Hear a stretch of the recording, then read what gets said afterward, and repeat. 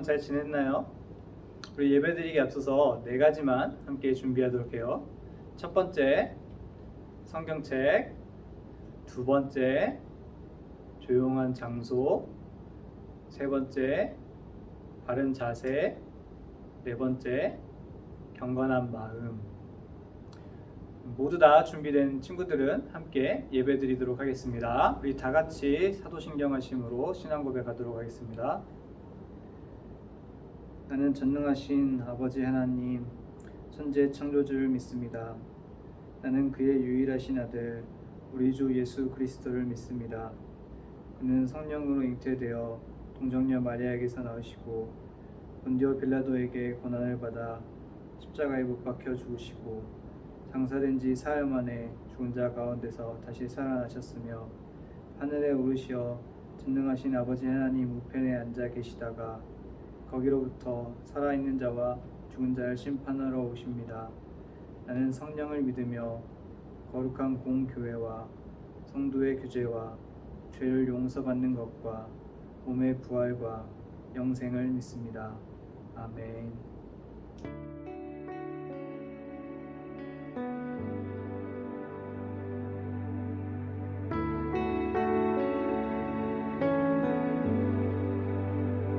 닿을 수 없고 오를 수 없네.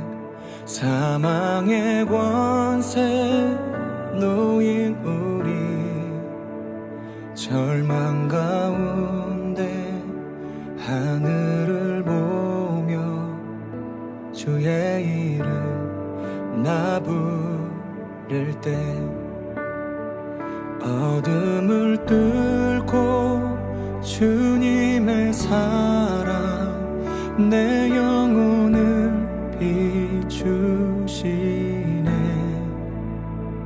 모든 것 이미 이루신 주님, 주 예수 내 산 소망.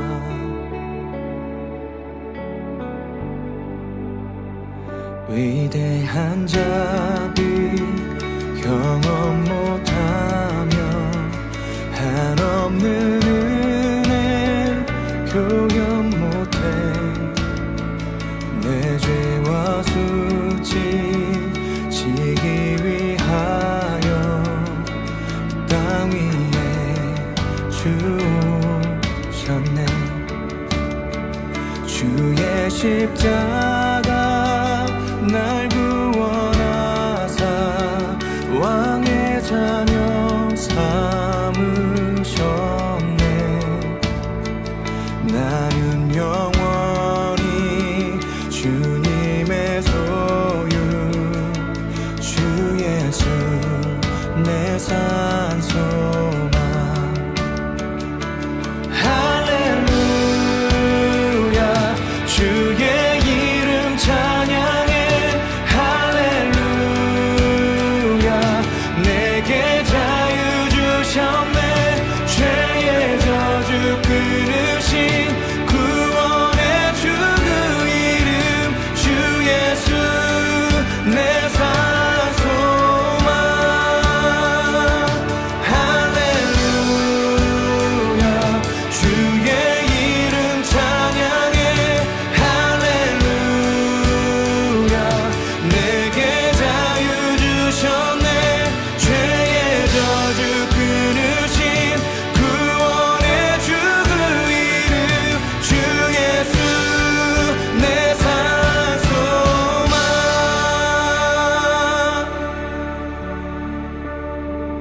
언약의 말씀 이루어진 아침, 주님의 호흡 시작됐네. 죽음 이기신 유다의 사자 우리의 주 부활하셨네. 언약의 말씀 이루어진 아침, 주님의 호흡 시작됐네. 죽음 이기신 유다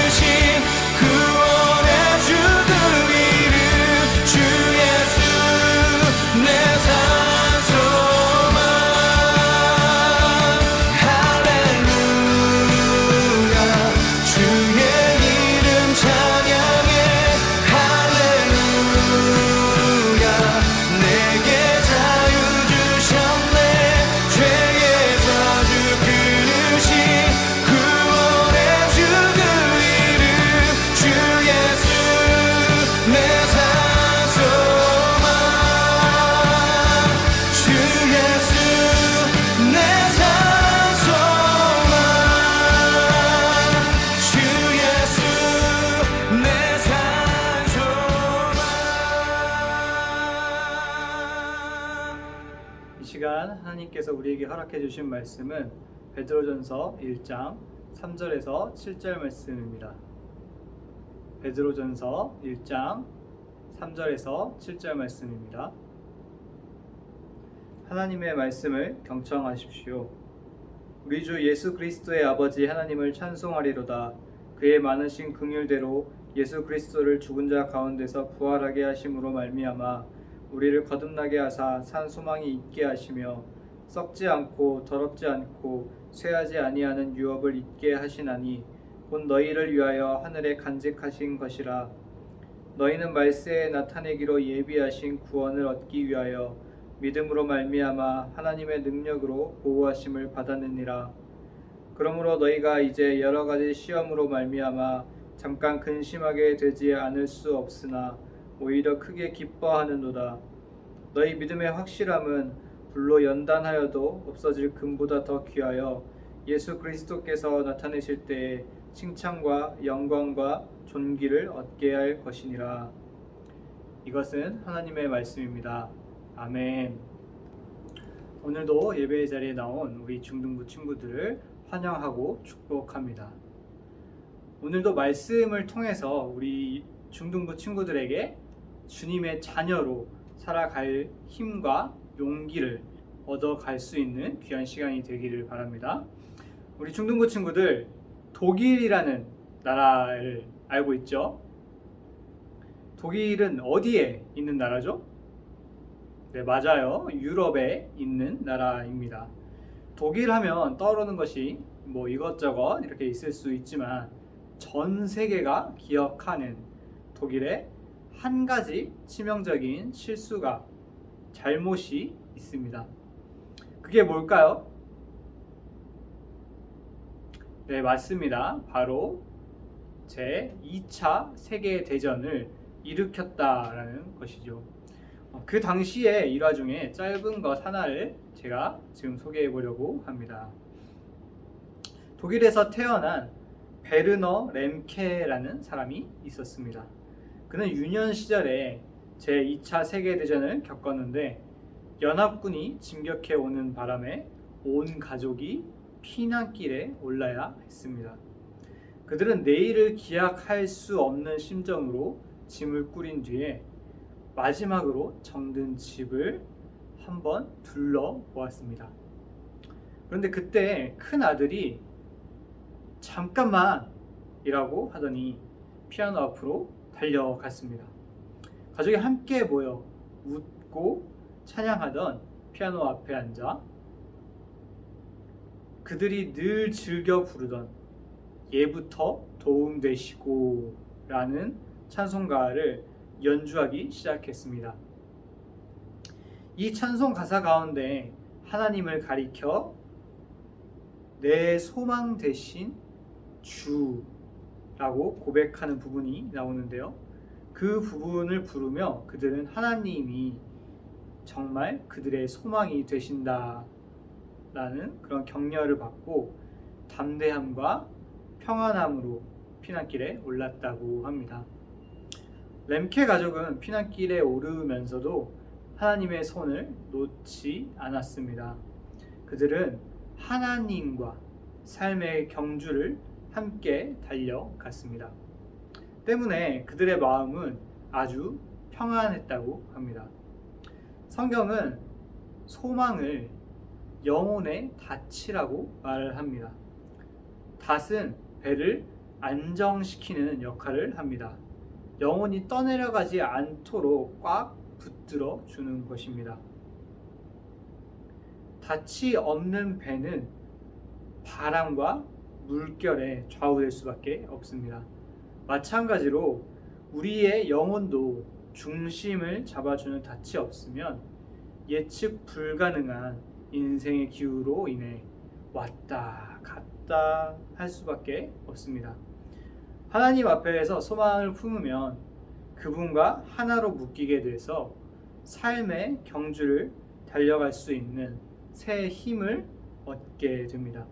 또 모든 역경을 헤치고 날아오를 수 있는 힘도 얻게 됩니다. 피곤함이나 지침도 모르고서 말입니다.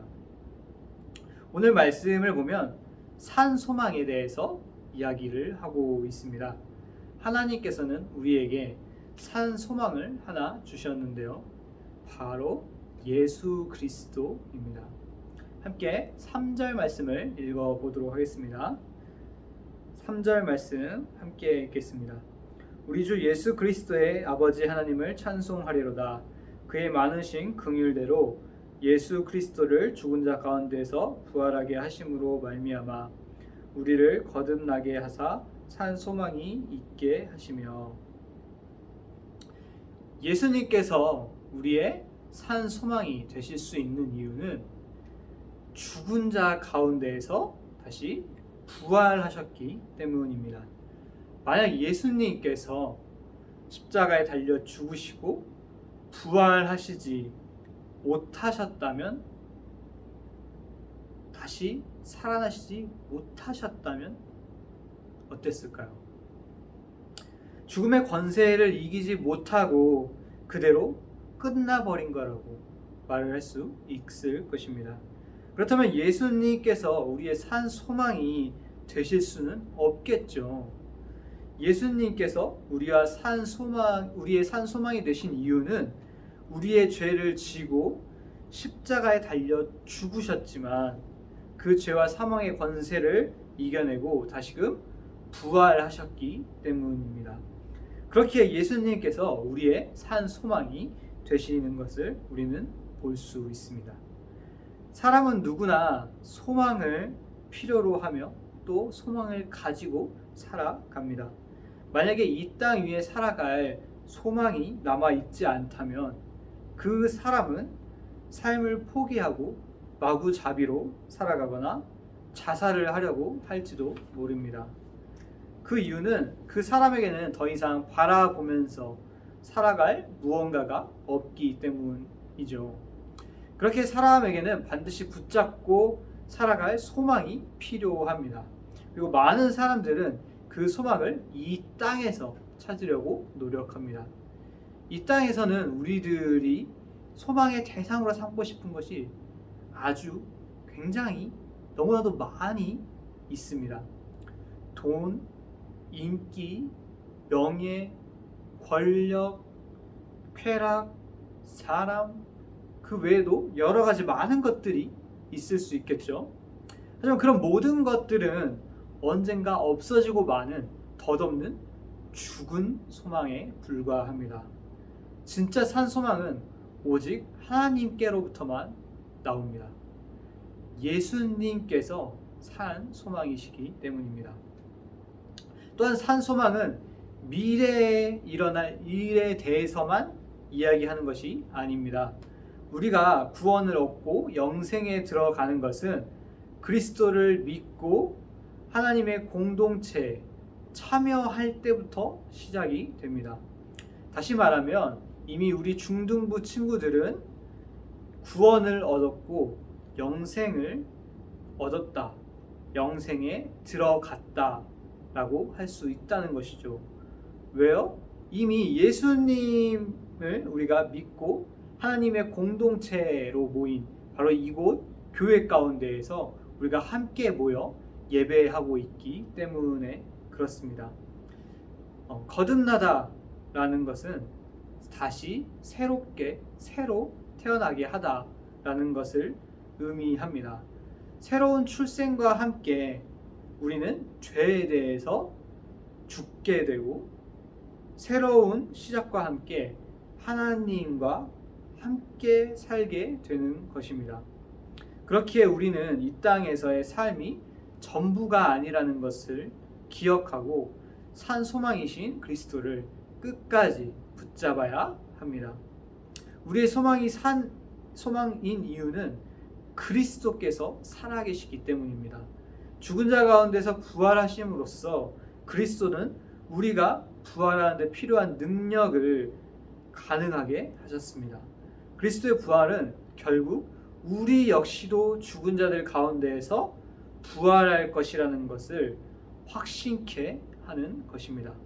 4절 말씀과 같이 하나님께서는 하나님의 자녀인 우리를 하늘 위의 유업, 즉 우리에게 상속해 주실 복을 준비해 두셨습니다.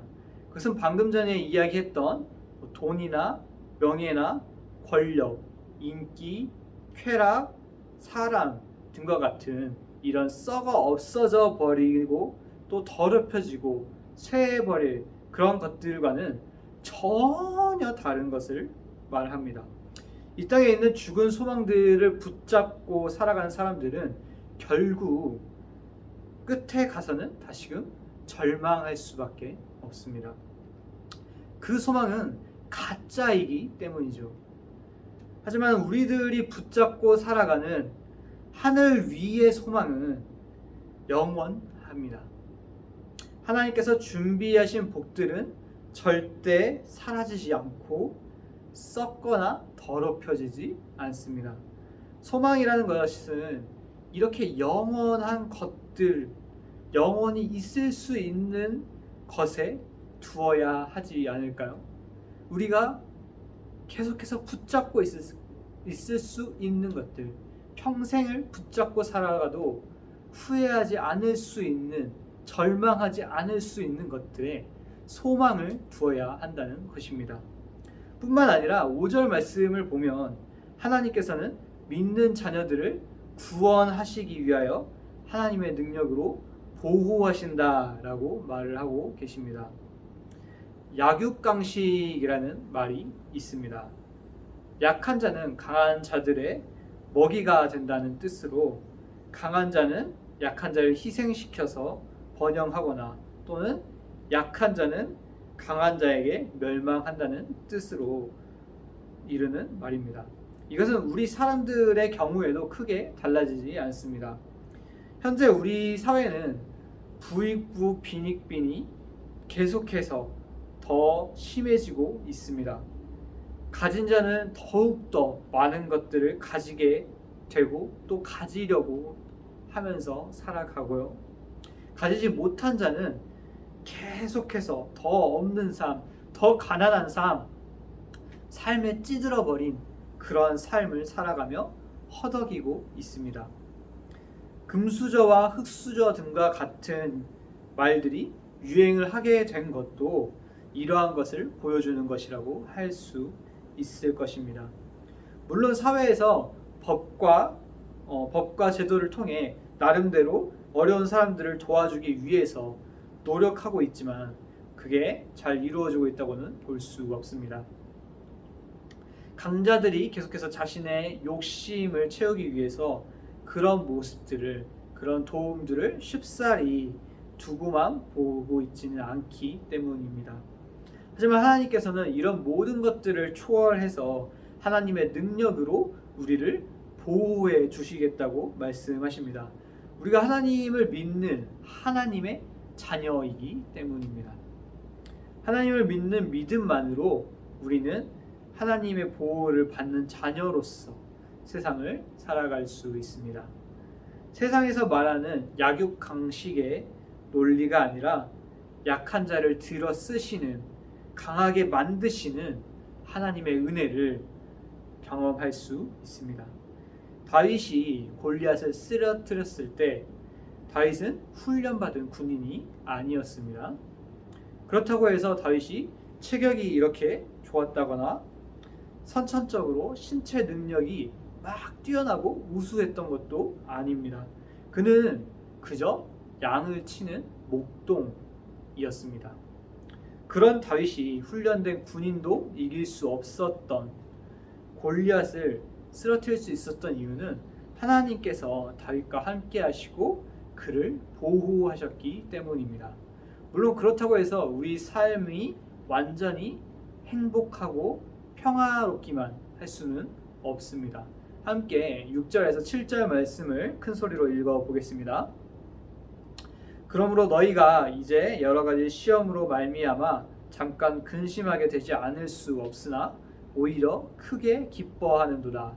너희 믿음의 확실함은 불로 연단하여도 없어질 금보다 더 귀하여 예수 그리스도께서 나타나실 때에 칭찬과 영광과 존귀를 얻게 할 것이니라.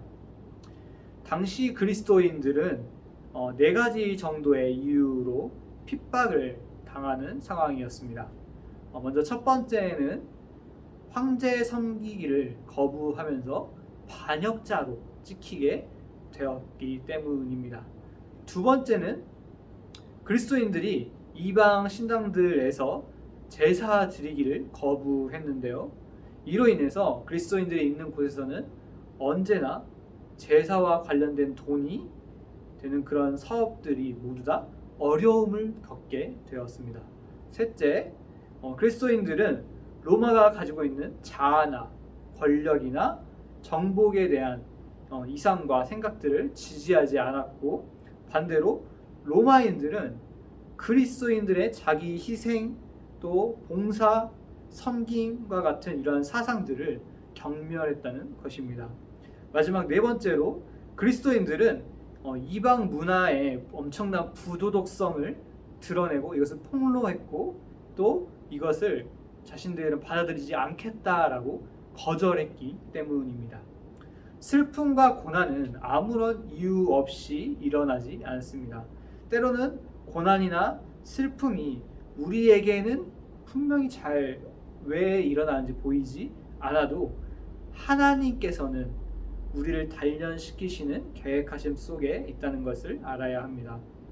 우리는 시련들을 더러운 것들을 태워버리고 그리스도를 만날 수 있게 우리를 준비시키시는 연단의 과정으로 받아들였으면 좋겠습니다. 이러한 연단의 과정을 통해서 우리는 믿음의 확실성을 가지게 되는 것이죠. 우리는 세상을 살아가면서 여러 가지 시험을 당할 수 있습니다. 그렇기 때문에 늘 평화롭고 행복할 수만은 없겠죠.